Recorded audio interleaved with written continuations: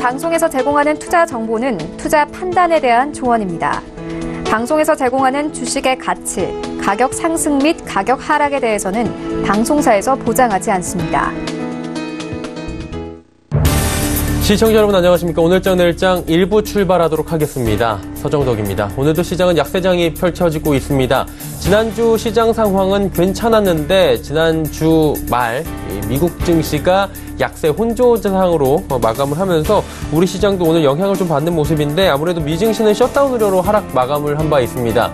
지금 셧다운이 장기화되고 있고 예측보다 조금 더 길게 진행이 돼 가면서 우리 시장을 비롯한 글로벌 시장에 악영향을 줄 수 있다라는 부분이 지금 시장의 악재로 작용하고 있습니다. 하지만 미중 간의 무역 협상에 대한 기대감은 여전한 상황이고요. 여기가 북미 간 정상회담이 긍정적 시그널을 보내고 있다라는 부분은 우리 시장에 분명히 호재로 작용하고 있습니다. 그리고 우리 시장은 지금 어닝 시즌이 한창입니다. 업종별, 종목별 희비가 갈릴 수밖에 없는 상황입니다. 거래소는 전기, 전자업종, 특히나 다시금 반도체 업종이 하락하고 있는데 실적 발표를 아직 하지 않은 SK하이닉스의 하락폭이 꽤 큽니다. 그러다 보니 지수 자체 밀려 내려가고 있고 삼성전기를 비롯해서 기타 종목들도 함께 내림세를 보입니다.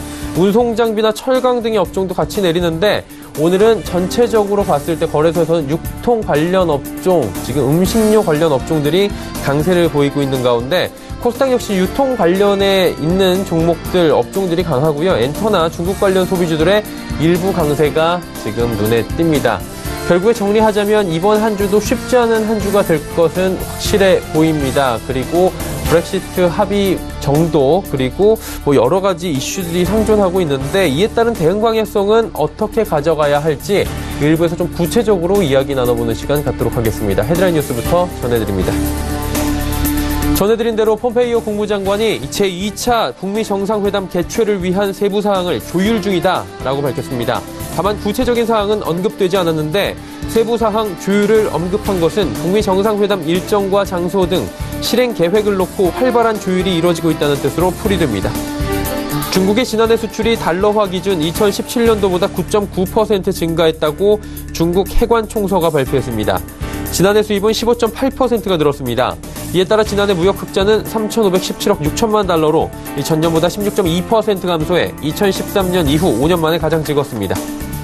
산업통상자원부는 제3차 한중 자유무역협정 서비스 투자 후속 협상이 내일부터 4흘 동안 부산에서 열린다고 밝혔습니다.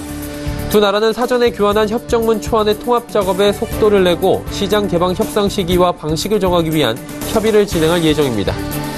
우리금융지주가 우리은행 본점에서 출범식을 열고 지주회사 체제로의 전환을 공식 선언했습니다. 우리금융지주는 자회사의 경우에 우리은행, 우리신용정보, 우리금융경영연구소 등 6개사이고 우리카드와 우리종금은 손자회사로 편입했습니다. 우리금융이 지주회사 체제로 복귀한 것은 지난 2014년 11월 민영화 과정에서 은행 체제로 바뀐 지 4년 2개월 만입니다. 국내 증시 흐름 바로 살펴봅니다. 코스피는 현재 2062포인트대에서 거래가 되고 있는 상황입니다. 자, 다시 보시면 13포인트 정도 하락하고 있는 모습이고요. 0.63% 하락하고 있습니다. 하루간의 흐름 살펴봅니다. 2073포인트부터 지금 고점 지키지 못하고 쭉 빠져내려오고 있는 상황입니다. 보합권 수준에서부터 지금 약보합권 수준부터 밀려 내려온 상황이고요. 2060선은 지지를 받고 있긴 한데 장중 저점 부근 지금 하회하고 있는 모습입니다. 수급 조치 만나보도록 하죠. 개인과 외국인이 사고 기관이 파는데 외국인의 매수 강도가 많이 약해진 모습입니다. 외국인 210억 원을 사고요. 개인은 919억 원 삽니다. 하락장에서 개인 또 담네요. 하지만 기관이 지금 지속적으로 매도하고 있는데 1195억 원 팝니다. 특히나 금융투자와 투신 쪽에서 팔고 연기금이 지난주에 이어서 강하게 매수가 또 들어오고 있는 모습 확인이 됩니다. 연기금의 종목들 지금 매도 종목들 잘 살펴보셔야 될 시기인 것 같고요.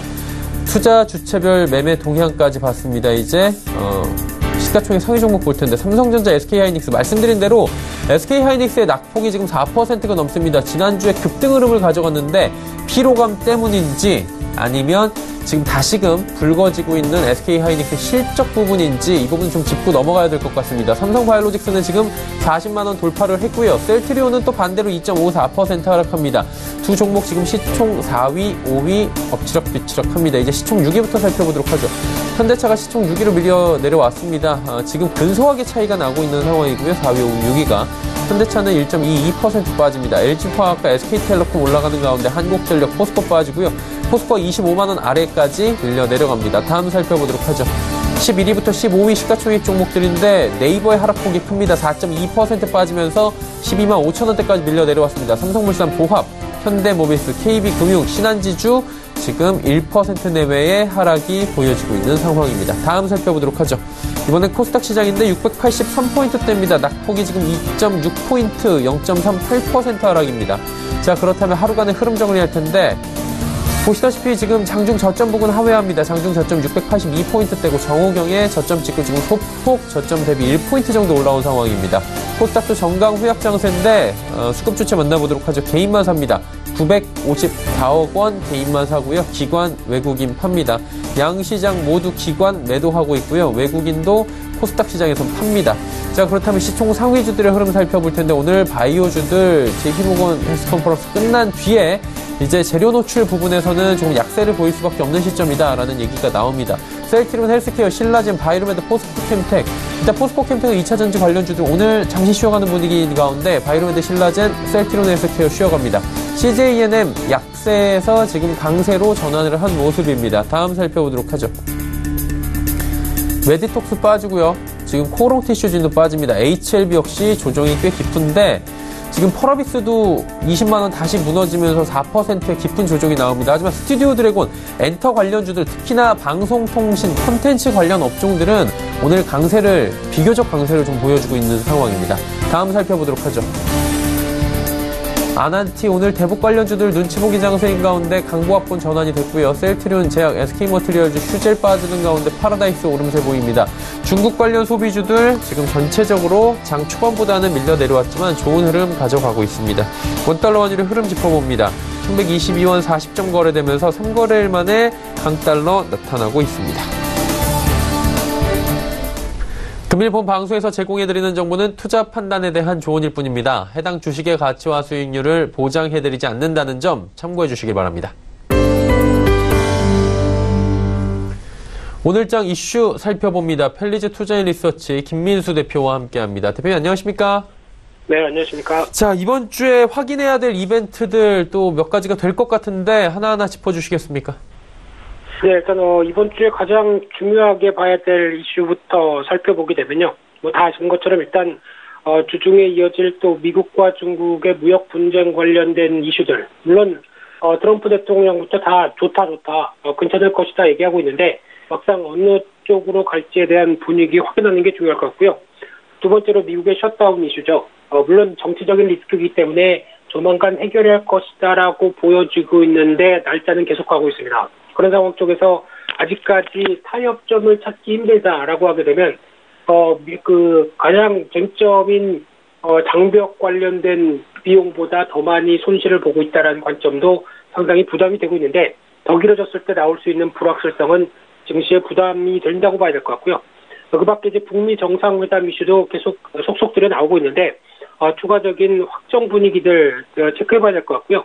그 밖에 가장 중요한 게 15일 날 브렉시트와 관련된 영국 의회에서 이 관련된 그 흐름들을 통과시킬 수 있을 것인가 또 하나의 시장 변화라고 보시면 될 것 같고요. 지금 3월 29일까지 해서 거의 브렉시트에 대한 완료를 하고 싶은 어떤 EU의 입장과는 다르게 아직 영국 내부적으로 정리가 안 된 상황 쪽에서 다시 떠오른 아일랜드의 여러 가지 변화를 지켜봤을 때는 여전히 지금 시장을 바라보고 있는 상황들이 그렇게 썩 긍정적이지는 않다라는 점도 염두를 하셨으면 좋겠고요. 그 밖에 16일 날 관련된 ECB에서 드라기 총재가 연설을 하는 부분들, 게다가 미국의 베이지북 발표와 관련돼서 또 미국의 경기 진단들, 이런 쪽도 가장 중요하게 봐야 될 이번 주 이슈라고 생각됩니다. 자, 이 외에도 우리가 또 주목할 만한 시장 지표 발표나 일정들도 또 있을 것 같아요. 어떤 점들을 볼까요? 네, 오늘 미국 시장에서 금융주 실적이 발표됩니다. 이를 통해서 미국도 어닝 시즌으로 본격적으로 들어가는데 JP모건 웰스파고를 비롯해서 내일 골드만삭스 그리고 뱅크 오브 아메리카 그리고 17일 날 모건 스탠리 이런 쪽으로 이어지는데 그래도 그나마 금융주는 이번에 금리 인상 기조 속에서 상대적으로 실적이 선방했을 걸로 보여지고 있고요. 하지만 이제 나머지 종목과 업종들이 문제겠죠. 그와 관련된 최근에 이어지는 실적 하향세에서 그대로 노출되는지를 계속 확인할 필요가 있을 것 같고요. 1월 15일 날 화요일 내일 같은 경우는 한국의 12월 수출입 물가지수가 이어질 걸로 보여지고 있는데 무엇보다 수출 물가의 동향들 중요하다고 봐야 될 것 같고요. 두 번째로 미국의 12월 생산자 물가지수도 관련된 흐름들이 최근에 꺾이고 있는 상황들인데 변화의 흐름들 체크해야 될 것 같고요. 1월 16일 날 수요일 날 같은 경우는 국민연금의 기금 운용위원회가 개최가 됩니다. 그와 함께 이 스튜어드십 코드 도입과 함께 이어질 주주 활동의 본격화 여부들 아마 한진그룹과 관련된 쪽에서 먼저 주주권 행사를 할지를 결정할 걸로 보여지고 있는데 관련주에 대한 동향들 지켜봐야 될 것 같고요. 그 밖에 미국의 11월 기업 재고, 12월 소매 판매, 12월 수출입 물가지수가 발표될 예정이고요. 또 하나 미국의 알코아가 실적 발표가 대기하고 있는데 경기 민감주라는 부분들과 함께 관세 부과로 인해서 실적이 영향을 받았을지 지켜봐야 될 것 같고요. 또 하나 17일 날 목요일 날 같은 경우는 인터넷 전문은행법이 시행됩니다. 그래서 제3인터넷은행 관련된 종목들의 변화들도 같이 이어지는지 확인해야 될 것 같고요. 그 밖에 또 중요한 게 미국의 넷플릭스가 이날 실적을 발표할 걸로 보여지고 있는데 일단 실적에 대한 기대감은 조금 높습니다. 그런 관점 쪽에서 가입자 수에 따라서 주식가가 연결이 많이 됐던 측면을 봤었을 때 가입자 수의 증가와 실적의 변화 흐름들이 계속 이끌어지는지 흐름들과 함께 또 하나 국내 엔터주와 컨텐츠주에 영향을 끼치죠. 이런 변화를 같이 이끌어지는지 확인할 필요가 있을 것 같고요. 마지막에 18일 날 금요일 날 같은 경우는 미국의 12월 산업 생산이 발표가 되면서 한국 수출에 영향을 끼치는 지표죠. 이런 부분들을 확인할 필요가 있다고 생각됩니다. 네, 이번 주에도 지켜볼 만한 지표 발표나 이벤트들이 굉장히 많은 것 같은데 하나하나 대응을 잘 해봐야 될 것 같습니다. 오늘 말씀은 여기까지 듣겠습니다. 고맙습니다. 네, 감사합니다. 헬리지 투자인 리서치 김민수 대표와 함께했고요. 이슈 칼럼 이어집니다.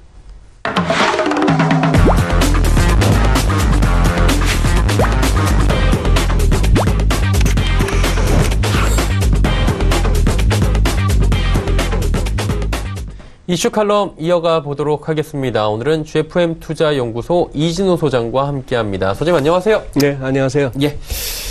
셧다운 사태부터 뭐 여쭤봐야 될 것 같은데 네. 당초 예상보다 좀 길게 가고 있다라는 느낌들은 많이 받고 있고 트럼프 대통령도 뭐 쉽사리 지금 넘어갈 생각은 없어 보이면서 비상사태 선포 얘기까지 계속 으름장을 놓고 있는 상태인데 네. 이게 문제가 미국 경제 타격이 지금 뭐 저희 월급도 안 나오고 어마어마하다고 하는데 이 규모가 어느 정도 되는 겁니까? 글쎄요, 뭐, 규모는 뭐 정확하게. 딱 나오는 숫자는 없겠죠. 거죠, 예. 많다 뭐 그런 상황이고, 뭐, 야, 그렇게까지 질문하시니까. 예. 숫자를 준비해와야 되는 건가? 너무 구체적으로 드렸나요? 네. 그냥 이렇지 않을까 싶습니다. 미국의 폴리티코라는 매체는 예. 미국의 꽤나 유명한 정치 매체죠. 거기 한번 들어가고 셧다운을 한번 검색해 봤더니만 네네. 이런 식으로 나오네요. 한번 보시겠습니까? 네.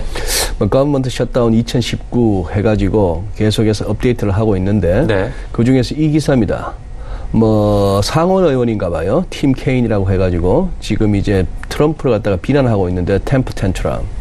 이 템프 텐트럼 한번 검색해 보신다면은 그거 재밌습니다. 분노 발작. 뭐 의학사전에서는 우라통, 짜증 이런 건데 느낌이 오죠. 특히 애들. 엄마한테 뗐을 때 이제 저런 식인데 약간 정신병적인 어떤 장애로까지 치부하는 그런 상황이죠. 의학 용어에서 그 정도네요. 지금 이제 뭐 한 9개 연방 정부 부처 한 9개 정도가 지금 예산이 없으니까 예. 뭐 그거 하는 거죠. 그 이제 무급 휴가 내지는 심지어 이제 그렇게 되면서 공무원들 중에도 지금 급여가 안 나와가지고 힘들다 하는데 그걸 떠나서 이 기사, 이 줄건 부분 보시죠. 왜 applying for food stamps 이게 한 4천만 명 가까이 되는 걸로 넘는 걸로 아는데 쟤는 예. 미국에 2천만인가 4천만인가 꽤 되는데 이른바 푸드 스탬프 급식표 저거 받아서 이렇게 하루하루 식사를 해결하는 시민들 입장에서 저게 지금 끊긴 거예요. 그러면 말 다 했죠. 아이고, 큰일 나는 거 아니에요, 그러면? 네, 그것도 이제 예산이 나가줘야 되는데 그쪽 부서에서 지금 이제 못 내보내니까. 셧다운이 된 겁니다. 네. 그런 상황이고 지금 아마 이 의원인 것 같아요. 여기 이제 아래쪽 기사 얘기로는 우리 네. 민주당도 항상 그 국경의 시큐리티, 국경 지역에서의 어떤 안보 상황 거기에 대해서는 꽤나 항상 투자해왔고 그거 하고 있다. 이제 텍사스도 멕시코하고 꽤나 국경을 접하고 그쵸. 있는 그 지역이죠. 뒤에 테드 크루즈 있네요. 그때 뭐 트럼프 대통령하고 경선 과정에서는 불구 대천 원수가 되는 것 같다가 이번에 상원 의원 트럼프가 지원 나와가지고 간신히 됐죠. 예. 이제는 뭐 평생 이제 트럼프 꼬붕이 되는 거죠. 자, 그 옆에는 또 이런 기사가 나옵니다. 바로 옆에 보면은 이렇게 다른 기사들 갖다 이렇게 살짝 맛배기로 해놓은 것 중에 예. It's already collusion입니다. 이미 공모요 결탁이다. 뭐 이런 식의 제목을 달았네요. 푸틴 대통령 지금 셧다운 기사로 만약에 미국의 언론 매체들이 도배되지 않는다면은 뭐가 계속 나올까요? FBI에서는 그쵸. 무슨 뭐 콤이 잘랐을 때 예. FBI에서 자체적으로 트럼프 대통령이 미국 국가안보에 혹시 위해되는 일을 하는가 수사 시작했다. 대통령 되고 나서 푸틴 러시아 대통령과 5차례 정도의 회동이 있었는데 예. 도대체 뭔 얘기를 했는지 우리가 자세히 알지를 못한다. 심지어 통역관의 노트를 갖다가 압수했다라.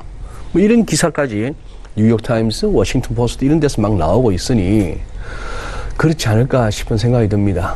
이 가슴 아픈 기사인데 이 푸드스탬프, 이 배식표를 지금 셧다운이라서 벌써 23일째로 접어들고 있는데 이로써 이제 클린턴 대통령 때 있었던 21일 최장을 갖다 또 깼죠.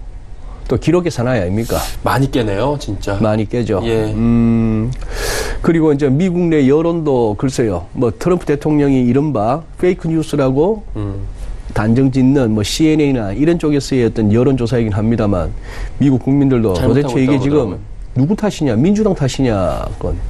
지난번에 사실상 뭡니까? 2월 8일까지 그렇게 조각 예산 예. 따간따간 만들어가는 그거 의회에서 통과시켜갖고 했는데 지금 이 셧다운을 가게 된 게 거기에 대한 대통령의 거부권 때문이지 않습니까? 그렇죠. 그런 상황이고 자기는 이제 주장하는 거는 내가 이렇게 백악관에서 지키고 있는데 너희들은 지금 연말연시 지금 휴가 즐기고 있는 거 아니냐, 워싱턴을 비우고 있는 거 아니냐. 내가 지금 백악관을 지키고 있는데 내가 그렇게 골프 좋아하는 내가 지금 아직도 골프도 안 치고 이렇게 하고 있는데 쇼를 하는 겁니다. 뭐 쇼하는 거야. 우리가 헐리우드 영화들만 이렇게 보더라도 헐리우드도 보면 영화라는 그 장르를 통해 가지고 많은 힌트를 주죠. 뭐 하다못해 그 맷 데이먼의 그린존 같은 영화도 국내에서도 뭐 크게는 성공은 못했습니다만 그놈의 조지 부시가 일으켰던 이라크 전쟁 대량 살상 무기 없었다는 거예요. 전부 그 목숨 걸고 들어가 보면 무슨 뭐 변기 공장이고 뭐 그런 식의 그겁니다. 이 셧다운 이걸로 저 자세 보세요. 화면에 나온 저 자세. 원하는 게 뭔지는 모르겠습니다만 저렇게 가면서 그런데 이제 시장이 제롬 파월 의장의 급격한 전환, 예. 연준의 스탠스 전환, 그리고 미중 뭐 차관적. 예. 근데 거기서도 별게 없었지 않습니까? 뭐 더 이상 아직까지는. 뉴스를 아무리 추적해도 그것은 뭔 얘기가 있었지? 부에노스아이레스에서 더 진전된 게 뭐지? 싶은 그런 상황. 뭐 그렇게 해서 지금 시장이 지난주까지만 하더라도 파월, 미중 실무급 협상 그 약발로 버티다가 지난주 후반부터 조금 무뎌졌죠. 예. 그러다 보니까 이제 뭐 피치에서는 신용 등급 강등 얘기까지 나오는데 이 정도 얘기 나왔으면 그만할 때도 됐는데 사실 뭐 그만할 생각은 양측에서 지금 우리가 그동안 이렇게 지켜봐온 트럼프 대통령의 어떤 캐릭터로 봐서는 자기가 먼저 수그릴 것 같지는 않죠. 그렇죠. 예. 예. 그 민주당에서 그냥 하세요라고 할 때까지 계속 버틸까요? 지금 이게 세우는 비용보다 지금 나가는 국가적인 손실이 크다라고 통계가 나오고 있는데 어떻게 보세요? 개인적으로는 소장님은? 글쎄요, 그게 그렇게 높은 장벽을 세운다고 해서 예. 트럼프 대통령이 장벽을 세워야 된다고 하는 그 이유를 얘기하잖아요. 예. 불법 이민자들이 막 넘어오고 그쵸. 그렇게 해서 마약이 들어오고 그렇게 들어온 사람들이 범죄를 저지르고 그러나 이제 미국에서 실제 통계 자체는 많이 급감하고 있는 중이고 장벽 세운다고 들어와야 될 마약이 못 들어오고 들어올 불법 이민자가 못 들어오겠습니까? 이건 그냥 저거는 정치적인 이슈라고 보여지고 정치적인 주장이라고 보여집니다. 그런데 너무 길어지면은 이제 양쪽 다 타이밍이 있는데 그 때를 놓치고 나면은 양쪽 다 이제 물러서기 힘든 상황이 오는 거죠. 그러려면 따져야죠, 뭐. 피치가 됐건 무디스가 됐건 한번 따져야죠. 신용등급을 내려주고. 그래야지 그 핑계로 또 이제 내리자. 그래서 이런 것 같습니다. 한번 말난 김에 예. S&P 500 지수를 한번 보시죠. 네네. 보시면은 작년 2월 초 급락 이후부터 지금까지 흐름이죠. 이렇게 작년 2월 초 예. 그러고 나서 고점 경신, 그 다음에 10월부터 떨어지고, 그 다음 12월 한 달 동안에는 대공황일에 12월 한 달 동안 이만큼 빠진 적은 없었다. 그런 얘기도 나왔었죠. 예.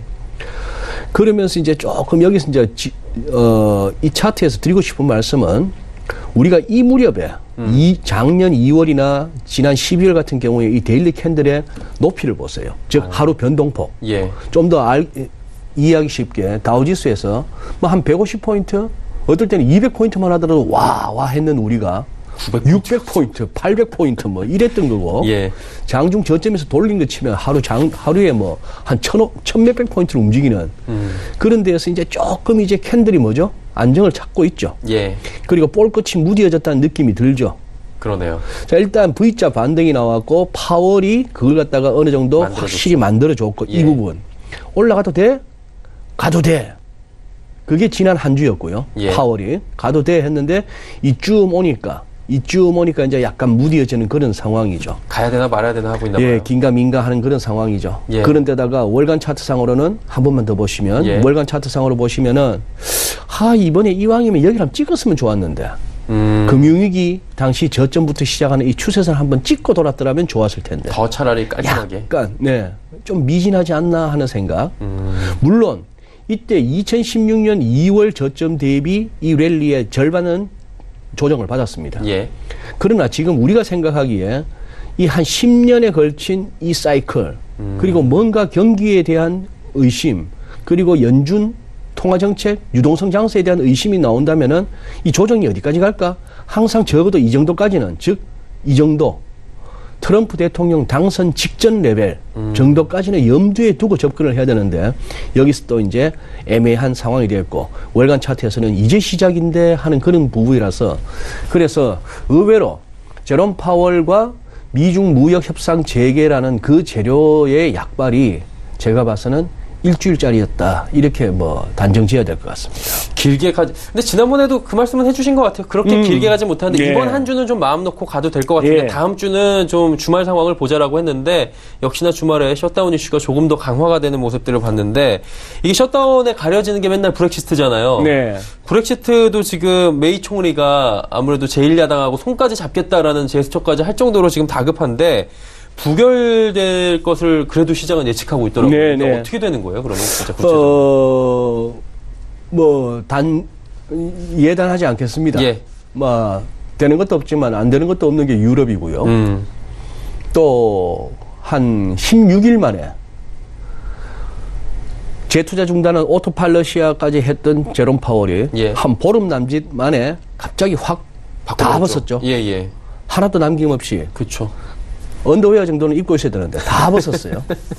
금리 중단할 수도 있고 인상 중단할 수도 있고 재투자 혹시 그거 시장에 조금 껄쩍지근하면은 우리 그거도 안 할 수도 있고 뭐 이런 식으로까지 하는 와중에 영국 의회라고 지난번에 부결했다고 지금 뭐 예상은 부결 같은데 또 뜬금없이 가자 그래 뭐 대충 그렇게라도 해서 뭐 브렉시트 해보지 뭐 라고는 할지 이제 그런 상황이죠. 그런데 이제 영국 증시나 영국 파운드화는 이미 이게 안 된다 쪽까지는 어느 정도 반영해 놓은 상태이기 때문에 내일 이후에 내일도 부결된다. 그러면 또 뭐 브뤼셀하고 런던은 바쁘겠죠. 그쵸. 바쁘지만 우리가 여기 앉아가지고 브렉시트 이후 여파를 갖다가 따지기에는 너무 이제 복잡한 상황입니다.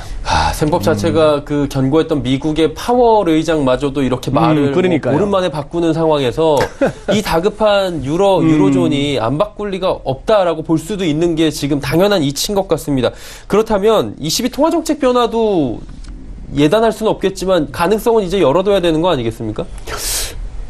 어쨌거나 이제 22는 QE 끝내고 금리를 올려야 되는 수수인데 맞죠. 지금 뭐 차트는 자료는 준비는 못했습니다만 최근 나오는 독일의 산업 생산, 뭐 지난주 나왔던 프랑스 할 것 없이 지금 지표들이 엉망이에요. 깔아앉고 있어요. 그렇다면은 뭐 또 드라기 총재 올 10월에 이제 임기 만료인데 끝내 금리 못 올리고 끝나는 임기를 끝낼 수도 있는데 혹시 모릅니다. 또 이 양반들 지난 12월 같은 장이 연내 한 번 더 전개된다면은 파월도 드라기도 우리 양쪽 하나 따 할게요 할 수 있는 선수들입니다. 갑자기 QE를 시작해요 또. 뭔들 못하는 선수겠습니까? 그러니까 도대체 믿을 수가 없는 애들인데요. 이 얘기를 근데 재미있는 건 6개월 전부터 도저히 이게 선수들을 이제 믿고 시장을 신뢰할 수가 없다라는 말씀을 해주셨는데 12월에 보란 듯이 이렇게 해버리니까 이게 저도 질문하는 입장에서 단정적으로 하기도 어려운 상황이고 지금 시장 갈피를 잡기가 어려운 상황인데 중국 쪽도 문제잖아요. 지금 뭐 경기 다운되고 있고 오늘 지금 우리 시장이 저렇게 약간 타격을 받는 거나 중국 지표 때문에 환율이 1120원 다시 올라서는 게 아마 아침에 오전에 나왔던 중국 지표 때문인 것 같아요. 그렇죠. 이게 어땠어요? 이게 어느 정도입니까? 생각보다 안 좋았죠. 근데 이게 사실 우리가 안 좋다라는 걸 알고 있으면은 기존 투자자들 입장에서 어느 정도 선반영되는 거 아니냐라고 생각할 수 있는 부분인데. 근데 이게 약간 시장 예상치에서 너무 벗어나요. 어떻게 서울경제에서 좀 준비를 해주셨는지 모르겠는데 그냥 말로 하는 것보다 숫자를 보시면 더 훨씬 나을 텐데. 일단 저 나오네요. 2016년 이래 뭐 최대 감소폭인데 일단 12월에 수출이 확 줄었습니다. 수출 보시면은 전년비 4.4% 줄었어요. 근데 수입은 더 줄었어요. 그렇죠. 한 7.6% 줄었습니다. 그러다 보니까 뭐겠습니까? 무역 흑자는 늘었어요. 수입이 더 줄었으니까 이른바 불황형 흑자죠. 대미 무역 흑자는 저렇게 해서 사상 최고입니다. 사상 최고인데 자 여기서 이제 우리가 이렇게 봐야 되겠죠. 외국계 선박회사 다니는 후배한테 들은 얘기가 제가 일부러 물어봤죠. 자, 저기 혹시 작년 4분기에 회사 상황이 어땠냐 했더니만 중국 미주 노선에 그 배로 평소보다 2배 들어갔어요, 배가. 미리 밀어내게 하는 거. 그거죠. 이른바 이제 관세 때문입니다. 미리미리 그냥 다 보내버려가지고. 관세 이제 5% 때리고 있던 거 20% 때릴 수도 있는 그런 상황이고 하니까. 관세를 갖다가 더 올리기 전에 미국 바이어들이 다 그냥 끌어당겼다는 얘기죠. 그게 어떻게 보면 대미 무역 흑자가 미중 무역 전쟁 와중에도 작년에 사상 최대로 날 거는 상황이었고. 그게 이제 9월부터 해가지고 그렇게 본격화됐다 했는데 12월에 저렇게 뚝 떨어졌네요. 12월에 저렇게 뚝 떨어졌다. 그렇다면 이제 이른바 관세의 역설이 이제 현실화되는 거죠. 12월부터는 그런 효과도 이제 줄어들고 있다라고 이제 볼 수 있는 거죠. 그러다 보니까 저 지표가 나오고 나서 지금 뭐 급하게 준비하느라고 차트를 눈으로 보여주면 제일 좋은데 달러 위안 환율이 지금 위안이 7위안 넘느냐 하던 위안이 지금 6.9가 아니고 6.8 밑으로도 내려오고 이렇게 라운딩 탑으로 이러다 달러 위안 크게 무너지겠네 하는 생각이 들 정도로 밀리다가 오늘 저 지표 나오고 나서 쭉 올라갔죠. 달러 위안 환율이 뭐 그렇다고 해서 6.9를 올라서고 7을 위협할 정도는 아닙니다만 위안이 약세로 돌았어요. 그런데 지금 이 와중에 위안 갖고 공격하다가는 인민은행한테 당할 수 있으니까 그래서 우리 원화를 건드리는 겁니다. 이른바 프락시죠. 프락시 통화로서 이제 국제 환투기 세력들은 그래? 그렇다면 위안이 약세가 되겠는데?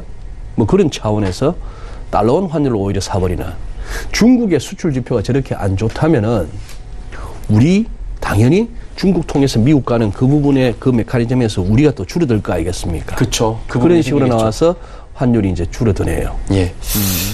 참 그러다 보니까 이제 뭐 경기 뭐 3중고다 뭐 바닥 얘기 나오고 있고 여러 가지 네. 지금 상황인데 우리 시장을 마지막으로 좀 점검을 큰 틀에서 해봐야 될 것 같은데 지금 어닝 시즌이긴 한데 네. 삼성전자 발표 나고 나서 반도체가 오히려 올라가는 좀 역설적인 모습이 되면서 바닥 따진 거 아니냐 했는데 참 말이 무서운 게 지난주에 그렇게 올라가던 전기전자가 오늘 하루 만에 또 특히 SK 하이닉스가 실적 우려가 또 나오고 있는 상황인데. 지난주 하이닉스가 이틀 만에 10%도 오르고 안 그랬습니까? 그렇죠. 예, 6% 그 큰 주식이면 올라가고 그랬는데 오늘 지금 뭐 4% 빠지고 있어요 또. 이 시장을 어떻게 봐야 되는 건지 또 어떻게 이 2100선까지는 뭐 바라봐도 되는 시장입니까 지금? 2100선까지. 예. 기술적으로 접근하고 지수로 접근하죠. 종목별로. 하필이면 그 얼마나 그 시장이 아이러니한가 하면은 삼성전자 4분기 실적 안 좋다 나오고 LG전자도 안 좋다 이 얘기 나왔을 때 그 두 종목은 그날부터 올랐지 않습니까? 그렇죠. 하이닉스도 올랐고 예. 애플 뭐 안 좋네 이 하고 나서 올랐단 말이죠. 예. 그래서 이제 참 이게 시장이 재밌다 하는 면도 있지만 그래서 앞으로 뭐 바이오가 가요 뭐 반도체가 괜찮아질 거예요 이런 소리는 저는 뭐 도저히 감당이 안 됩니다. 예. 제 능력 바뀌고 지수로만 보자면 이래요. 달러원 코스피 일간 차트 한번 띄워봐 주시죠. 띄워봐 주신다면은 예. 지난 1월 4일 날 급락 출발하면서 1984포인트를 찍음으로써 예. 그림은 잘 만들었어요. 이렇게 쌍바닥이네요. 쌍바닥이 가능해 보이는 그림을 만들었단 말입니다. 네. 그렇다면은 이런 식의 그림이 나오면은 좋아. 작년 초, 2018년 초 2600 한 4포인트였죠? 예. 그 무렵을 갖다가부터 해서 이렇게 많이 내려왔는데 이중 바닥까지 만들었으면 이제 반등이 어디까지 갈 수 있을까를 한번 짚어봐야 될 거 아니겠습니까? 그렇죠. 이런 식으로 한번 피보나치를 꺼보는 거고 아마 이렇게 피보나치로 나타나는 2130포인트, 2220라운드 이런 데가 어지간한 알고 거래하는 알고리즘 거래하는 선수들한테는 예. 저 레벨이 입력되어 있을 거란 말입니다. 어떤 식으로 저쯤 오면 팔아라라든지 2130이 열리면은 추가 100포인트 정도는 갈 수 있으니까 그때부터는 팔지 말고 사라라든지 예. 이런 주문들이 나올 거란 얘기죠. 그런데 일단은 이 61선 조금 짙게 나온 이 핑크빛이 61선입니다. 예. 5, 20, 60. 21선은 단기 추세선, 61선은 수급선. 왜 우리가 기술적 분석 교과서에 61선 수급선으로 하느냐? 이쯤 오면은 적어도 지난 뭐 한 3개월 동안 2, 3은 6이죠. 예. 거래일 기준으로 지난 3개월 동안 이 시장에서 치고받고 했던 그 세력들 간에 이제 수급이 말을 하는 시점인 거예요. 여기서 사자 세력이 많아질지 본전 생각나서 털고 싶은 세력이 많아진지 이 와중에 이제 중국발 약간 악재가 나와서 지금 이제 주춤하는 상황이죠. 예. 그렇다면 여기서 이 레벨, 이 최근 이 이중 바닥을 만드는 가운데 이 박스권 상단이 2130 근처입니다. 예. 이게 또 기술적으로 의미 있는 23.6%네요. 그러고 나서 이걸 열고 나면은 그 다음에는 뭘 생각할 수 있죠? 열면은 어쨌거나 연내 이 쌍바닥의 높이만큼은 갈 수 있겠네라고 한번 생각해 볼 수 있죠. 네. 뭐 그런 상황이 되는데 그렇게 된다면은 한 2200, 한 4, 50 가는데 피보나치로서는 뭐냐? 요 레벨이 또 짚어집니다. 2220 근처. 갭으로 쫙. 이 갭이죠. 예. 그러니 이 갭이 작년 10월 초에 갭이 아래쪽으로 나오고 나서 이게 지금 3개월여에 걸쳐서 안 채워진다는 얘기는 이 갭은 상당히 묵직한 갭인 겁니다. 그래서 이 갭을 갖다가 어떻게 보면은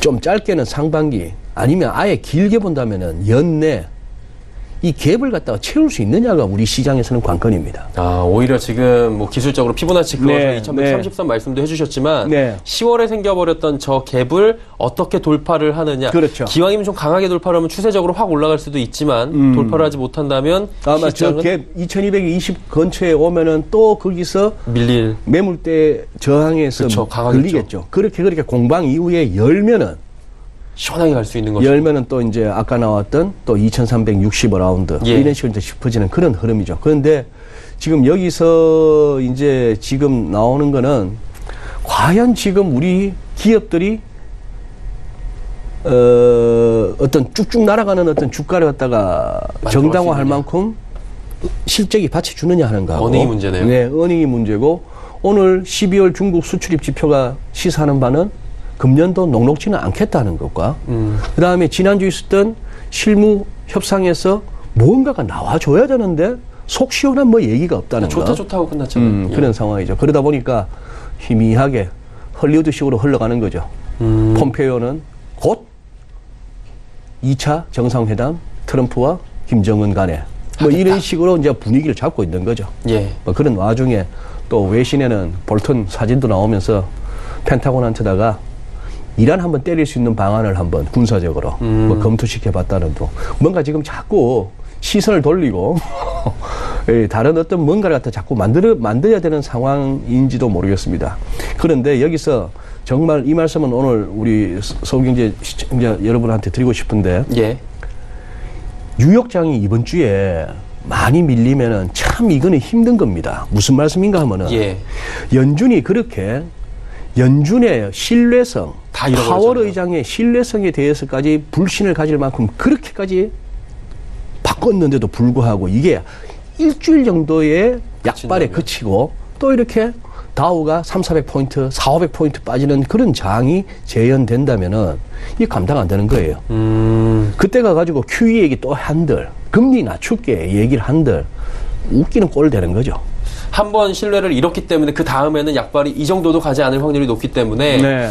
일단은 2130선 지켜봐야 되고 미국 증시 이번 주에 어떻게 가는지 좀 보수적으로 이번 주는 가는 게 아무래도 좀 그렇죠. 괜찮겠네요. 어떻게 보면은 근데 지금 이제 미국 지수 선물 시장에 조금 한 1% 정도까지의 지수 하락을 갖다가 각오해야 될 정도의 지금 흐름이 나오고 있습니다. 예. 그래서 이번 주는 우선 지난주까지의 좋았던 분위기는 지난주까지, 이번 주는 또 이번 주 새로운 재료로, 새로운 시각으로, 그리고 그동안 올라왔던 거에 대한 또 숨고르기, 이런 식으로 접근해야 되겠습니다. 속 시원하게 한번 타시죠. 한번 올라타 보시죠. 얘기하기가 참 쉽지 않네요. 저도 그 얘기 한번 하고 싶습니다. 다음 주에는 꼭 하셨으면 좋겠다라는 생각을 하면서 네. 그 말씀을 다음 주로 미루도록 하겠습니다. GFM 투자연구소 이진우 소장과 오늘도 긴 시간 이야기 나눠봤습니다. 고맙습니다. 예, 감사합니다. 오늘 저는 일장 1부 함께 하셨습니다. 잠시 뒤 2부에는 두 분의 전문가와 함께 종목 짚어드리고요. 종목 상담까지 이어가는 시간 알차게 준비했으니까요. 2부도 함께 해주시길 바랍니다. 고맙습니다.